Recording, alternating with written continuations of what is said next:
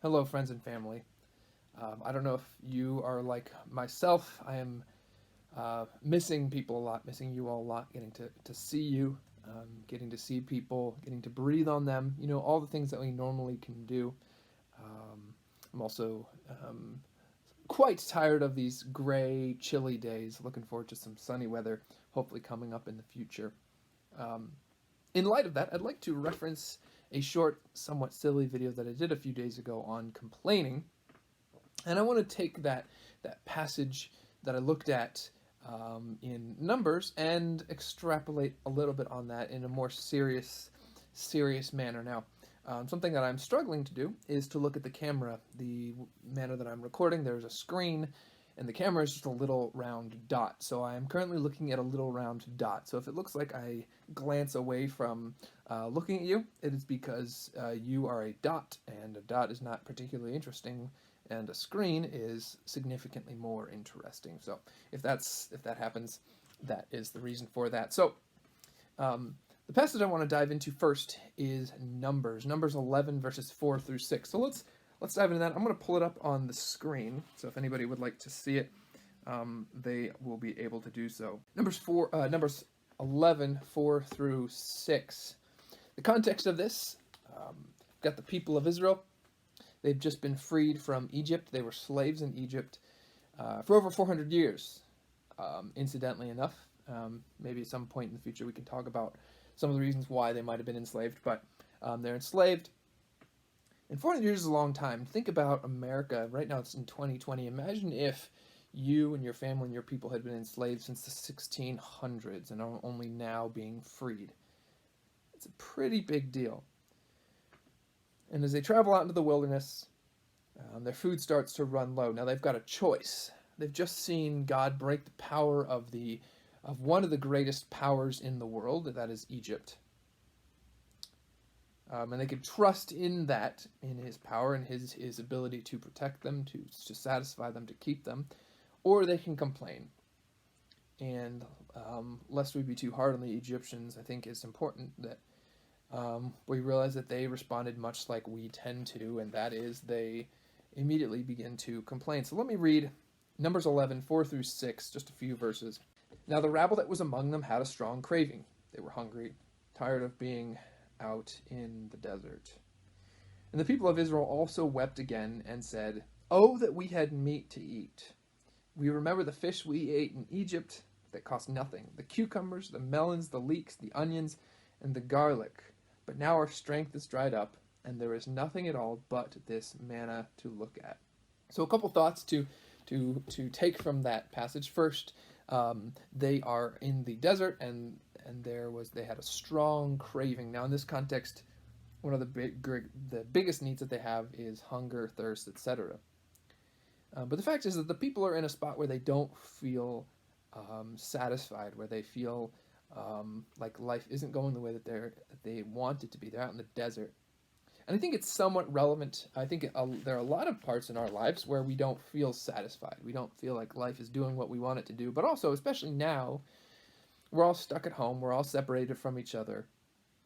Some of you may be out of work, and even for those who have jobs, money's going to be tight. The whole world economy is just really struggling right now, and we're if we're not there now, we're going to be at a spot where life is just going to be weird. And you might feel like being at home is like being in a desert. I was talking to a friend recently who mentioned that he just felt dry, like separated from God, and it's easy to feel that way. We all always want to think we're in the mountaintop, but a lot of times we spend in positions of life which aren't the greatest. And again, we have the choice. How do we respond? These characters, at least some of them, begin to complain. Now, there's a couple things that they mention. They talk about meat to eat, food in Egypt, and they talk about manna. So at the end of verse 6, they say, "There's nothing at all but this manna to look at." So the word manna, it's not a perfect translation, but the idea is God provided food from heaven, and it just landed every day. All they had to do was get up and pick it, and they had food. There was no cost. There was no sacrifice that they had to make to enjoy this food. God was providing it to them just because He loved them, and they just had to trust Him and follow Him. But notice they say there is nothing at all but this manna. It's almost like an aspect of disdain. They look at God's blessing as just this kind of thing that just happens to be there. And notice how they speak very fondly of the food in Egypt. They list some things. Remember the fish, the cucumbers, the melons, the leeks, the onions, and the garlic. Are those good things? Absolutely. But what are they forgetting? Okay, maybe they had those foods in Egypt, but they were slaves. That food that they were desiring came with a great cost. They were slaves. Their lives were not their own. They were empowered by another. And so as we look at that, the people are seeing this food and they're forgetting the cost. They're forgetting the cost of looking to their own devices. And they're minimizing the blessings of following the Lord. Sometimes it can feel like that. We look around and we see the lives of the people around. From my perspective, I worked as a server for many years when I lived in Kentucky, and I was surrounded by a lot of people that were my age, that their lives were vastly different from mine. And when I saw their lives, honestly, there were parts of it that I looked at and said, man, they are just living the good life. There are things that they are partaking in that only seem to be making them happy. And while I know that wasn't entirely true, there were times when I really struggled to trust God, to trust that what He wanted was right. And it is easy for us when we look around and we see people whose lives are outside of God's will. Either they don't care about Him or they're intentionally rebelling, and we see they are succeeding in life. And that's tough. And it's interesting, there's actually a psalm, one of the first sermons from Psalms that I ever heard, Psalm 73, deals with a situation very similar to this. I'm going to read a few verses. And I want you to hear what the psalmist is struggling with. So 73, verses 1 through 9, then I'm going to read 16 and 17. Truly God is good to Israel, to those who are pure in heart. But as for me, my feet had almost stumbled, my steps had nearly slipped. For I was envious of the arrogant when I saw the prosperity of the wicked. For they have no pangs until death, their bodies are fat and sleek. They are not in trouble as others are. They are not stricken like the rest of mankind. So he notices, he looks at the people around that who are arrogant, who are prideful, and it seems like life is working out for them. They're fat and they're sleek. Unlike today, we're all trying to not be fat. Gain our coronavirus 19, coronavirus 20, whatever it is. In those days, being fat meant you were well fed, because you couldn't just go to Reynoldson's and, pick up a box of Pop-Tarts. Verse 6, therefore pride is their necklace, violence covers them as a garment, their eyes swell out through fatness, their hearts overflow with follies, they scoff and speak with malice. Loftily they threaten oppression, they set their mouths against the heavens, and their tongues strut through the earth. So the idea of these people that are just doing their own thing, they don't care about who God is, and maybe they know who He is, what He wants, and they're like, nah, you know what, screw it, life's working out for me. And things seem to be. They seem to be working out. And it's easy when we get discouraged, when we feel like we're in the desert, to start complaining, to start looking back at the food in Egypt, the people that were eating fully there, to see the people around us who look fat and satisfied, and to say, boy, that must be great to live like them. And the psalmist, he's struggling with that. In verse 16, He says, when I thought how to understand this, it seemed to me a wearisome task. I can't understand it, he says. I don't know why these people are doing so well. But, verse 17, until I went into the sanctuary of God, then I discerned their end. When he comes into the presence of God, when he comes close to God, he sees who God is, what God's plan is. He sees their end.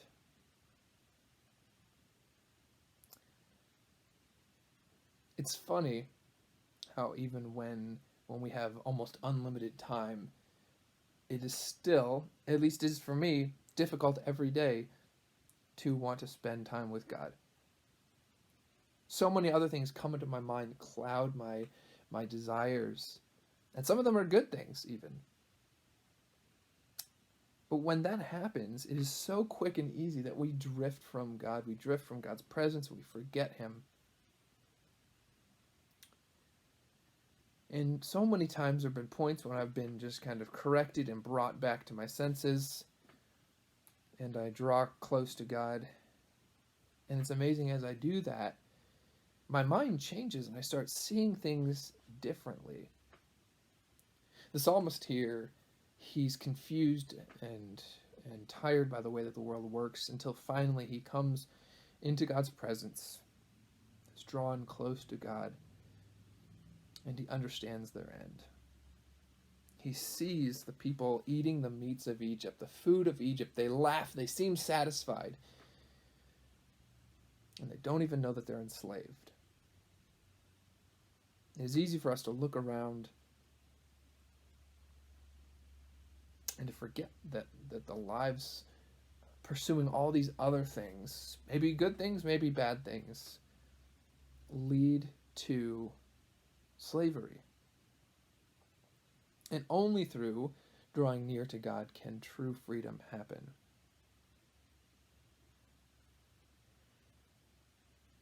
But I don't just want to picture a life that is starving to death in the desert.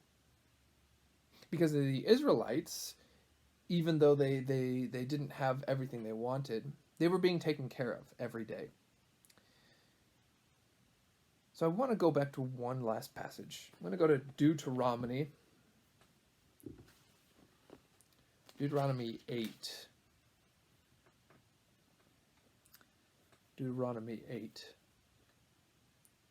I'm going to start in verse 3, and I'm just going to kind of bounce around a little bit.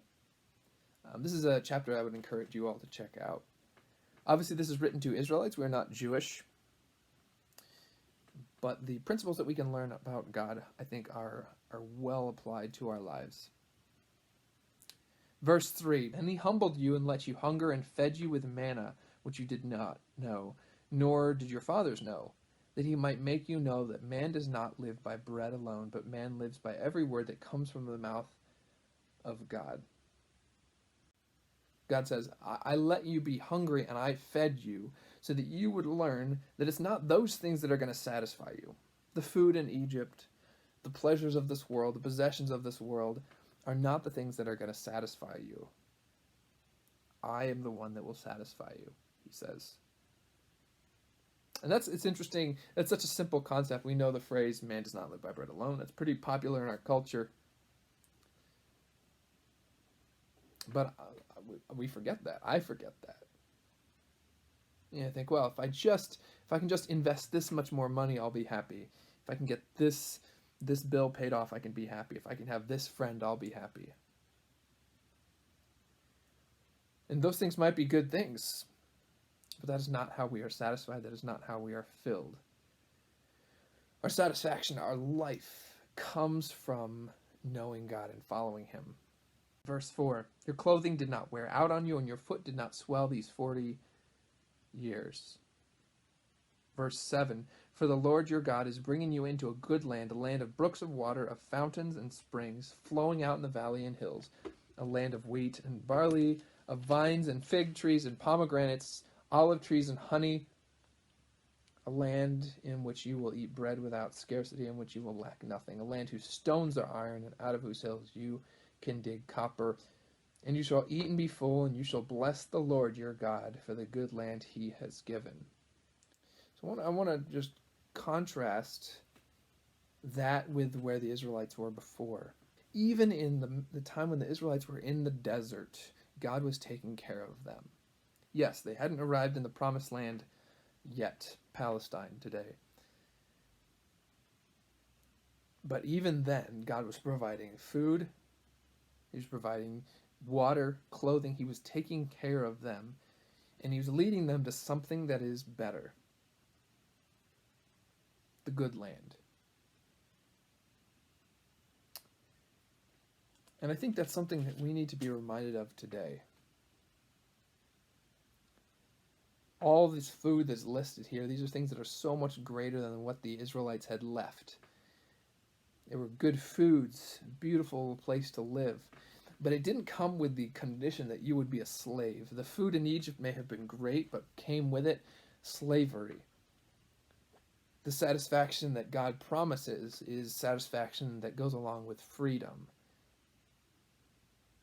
Verse 10 says, "You shall eat and be full. You will be satisfied, and you will bless the Lord your God for the good land He has given you." Obviously, we're not going to a specific good land. But every day we have the choice.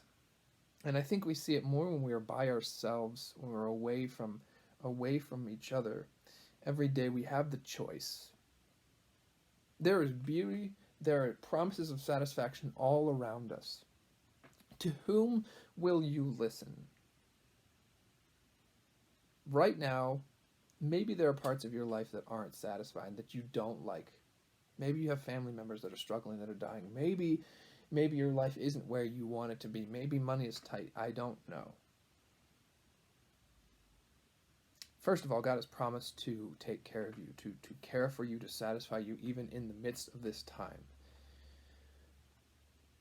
But the question is do you want to take part in the foods of Egypt that may seem great, the promises around that may seem great, but also come with the condition of being a slave? Or you trust God and say, "You're taking care of me now, and I know that you are bringing me to something that is better, that I will be satisfied." And that's a decision that each one of us need to make every day. Who are we going to believe? Who is on the throne? And a practical part of this is, notice the psalmist in Psalm 73 was really struggling with why it seemed like the foods of Egypt, the people around him were sleek and fat without following God. And suddenly the difference between struggling with that and suddenly knowing their end was when he came into God's presence. It is important, much like a husband and a wife, much like any friendship, to spend time with the other person. If we don't spend time with God, I'm not saying like a checklist, because it's not a checklist. It's not a thing that you, oh, okay, got it done. It's something that we need every day, all the time, even. And it's something that if we don't spend time with God, the less time we spend time with God, the more we drift from Him. You know what? Those promises of Egypt seem greater. And the consequences that come with that, the slavery that comes with that, seems less important because it comes with food. But the more time we spend with God, the more we will see the promises that He offers us, satisfaction, fulfillment with freedom. And the more we see that, the more we see Him and His love for us and His care for us, the less those other things will seem beautiful to us. And with that, we will see the end, the consequences of a life separated from God, and the blessings of a life following God. So just while we're home by ourselves, I would encourage you to use this time to draw close to God. It's hard. I know we've got 1,000 other things, and it's getting warmer, and we've got all these things we want to do. But that's the most important thing. And if our priorities and our hearts are set towards desiring the things that God desires, then all the things that are less important, the things that lead in an opposite direction, that draw us back to slavery in Egypt, those things will seem less important. So that's not easy. It's difficult, even though it is quite simple. And I would just encourage you to think about that today. So I miss you all. I look forward to seeing everyone and breathing on you. Those are normal things to do, right? So hopefully they'll be encouraging for you today. So let me close in a word of prayer for you, for myself, for all those who are seeking to turn away from the things of Egypt and be reminded that God is the one that we will live by. So let's pray briefly. Lord, I thank you so much for caring about us enough to test us, to not just leave us where we are. Each one of us were born into our own sinfulness. We were slaves, and yet you chose to give us freedom and to lead us out of that. And Lord, we exist in this life, and there are things that are calling to us from every direction, seeking to distract us, to draw us away from the freedom that you promise, into sinfulness, into our own desires, into pridefulness, into a, quote, self-sustaining life. Lord, I just pray that you would continually remind us of your faithfulness and your goodness to us, and that we wouldn't be distracted by the foods of Egypt, that we would see the slavery that goes with that, and with that we would see the freedom that you offer, a relationship with you, knowing you as a friend, as a good friend, and that would be something that is more beautiful, more desirous than any of the things that this world can offer. And ultimately, Lord, I pray that our lives would please you. So we thank you. We pray for some joyful weather and joyful healing on this earth. And I'll just pray that through this time that people would come to know you, that you would be the thing that they reach out to, and that new souls could be added to your kingdom. In your name I pray. Amen.